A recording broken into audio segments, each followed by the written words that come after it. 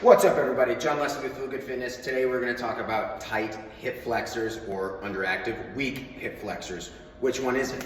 So if you have an anterior pelvic tilt when doing an overhead squat, a rounding in the low back here, you may either have tight hip flexors or you may have weak glutes.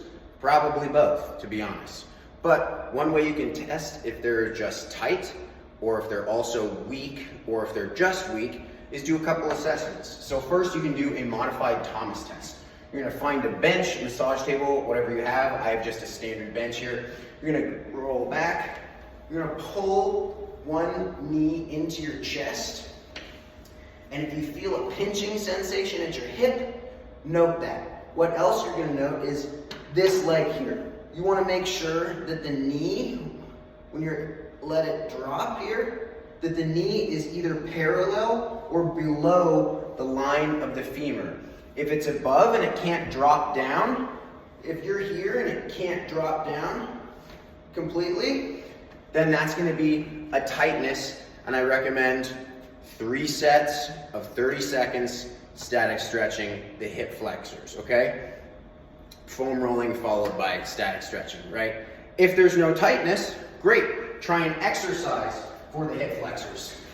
So one exercise is gonna be, you can have a cable machine.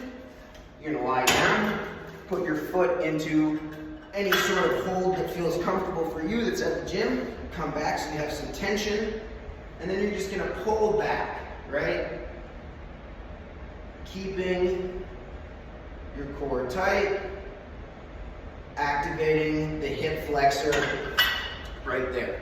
So if when you're doing that, you really start to almost cramp up, then it's probably because you have weak hip flexors.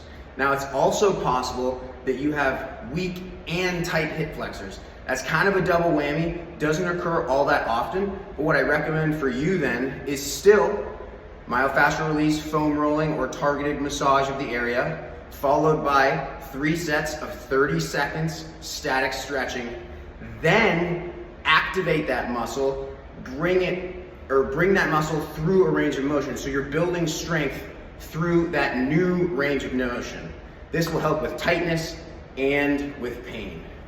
I hope this helps.